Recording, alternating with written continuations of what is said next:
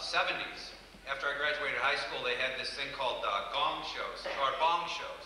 It was a takeoff on the gong shows. And they were local. It was a little thing. I'd get up and I would do stand-up comedy, and money was tight at the time. I think I was doing dinner theater in Starr with Melick and Mime. And so I would go to these gong shows, and I knew I'd just get up and do a few impressions and walk away with 50 bucks.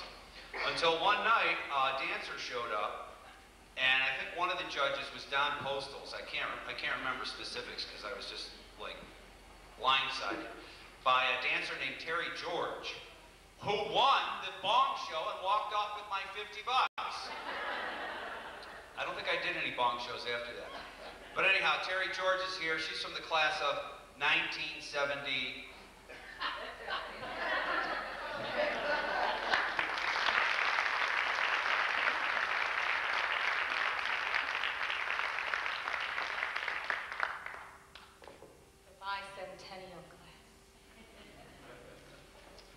Try and stick to what I wrote instead of all the stuff that has come flooding back to me since I've walked in the door. Remember how Mr. Starr used to go to work on Christmas Eve for people? He'd take over their jobs so they could be home with their families. I forgot that one. But it's an honor, to say the least, to have been asked to be here tonight and do this. And hopefully I won't hyperventilate. Over the past 36 years, I've managed to forge a career out of my childhood passions. I still perform on occasion, however, most of my time is spent teaching and mentoring young and old in dance, voice, and musical theater.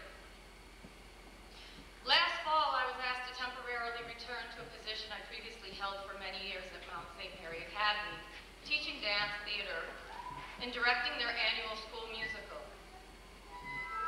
Their present teacher's 3-year-old son was battling cancer, and she needed to take a leave of absence to be with him. I'm sure Robin will back me when I say putting together a quality musical theater production for students in a small all-girls school has many extra challenges, and due to circumstances, the program was in disarray from the prior year.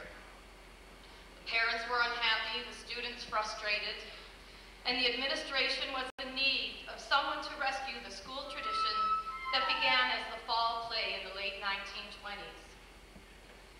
Faced with the daunting task and the recent loss of Jerry Starr still fresh on my mind, I once again, as I often have, looked back on my own high school theater career. This time with a new clarity that apparently is a gift of age. And there are so few. I called together the students and parents for an organizational meeting to introduce myself and reveal my plan for getting the project up and running. Although I was met with some skepticism, I seemed to be able to break through the ice when I began to share my personal high school experiences, tell them of the recent loss of Jerry Starr, and communicate my desire to try and provide the students a quality high school theater experience equal to my own in an effort to honor the man who offered me so much and helped me become who I am today. Something about the serendipitous timing of the project and my conscious decision to attempt to walk in Jerry Starr's shoes seemed to give me a newfound confidence, great energy, and an inner calm as the cast and I worked towards opening night. The short version of this story is that the endeavor seems to have been a success on all accounts, and the bond created amongst the students by the undertaking is evident daily as I walk through the hallways of Mount St. Mary Academy, emulating the bond that has brought many of us here tonight. Although I would like to take credit, I believe I was merely the medium through which Jerry Starr was working.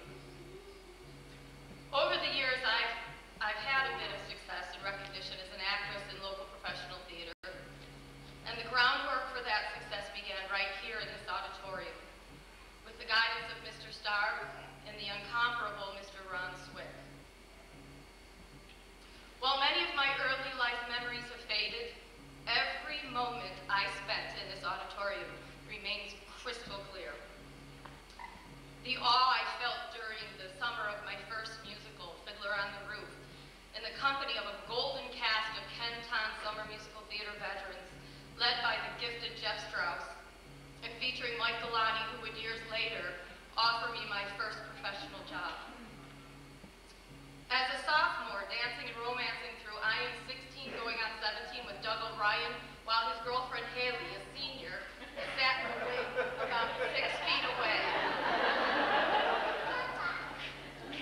The summer of being directed by the lovable and very colorful Mr. Andy Polzak on the fabulous ramped stage of Hello Dolly.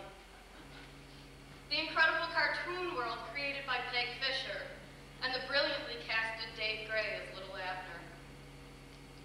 Trying to wiggle free from an embrace with Kevin when his ID bracelet from Marianne got caught in the crocheted top of my dress during the performance of Guys and Dolls. That was my favorite. And the cage. Hanging in the cage with Alan Delmar, Jim Frears, and the Crew Boys because I learned early to make friends and hold stage crew in high regard as they are the backbone of every production and can be very mischievous. Here is where I made friends, embraced opportunities, and received an education that has followed me through life, all of it imparted by one of the most selfless, caring, giving, and loving men I have ever had the honor of knowing. Mr. Starr was a passionate and enthusiastic educator. He was a devoted husband and father. Mr. Starr loved his family, loved kids, loved theater. Mr. Starr loved life. He also loved basketball.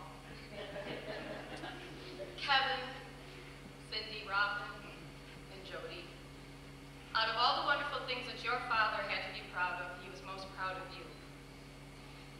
It must have been at times difficult to constantly share him with so many others, but I am grateful, and I'm sure everyone gathered here tonight is as well. These days, many of my private dance students who attend Kenmore West participate in the musicals that are still going strong under the direction of Phil Jarose and vocal director Paul LaDuca. When I come to support them, I like to sneak backstage and take a look at the big metal fire door, still painted with all the program covers from shows of years past. Everyone involved in high school theater understands the honor of winning the leading role in their senior year.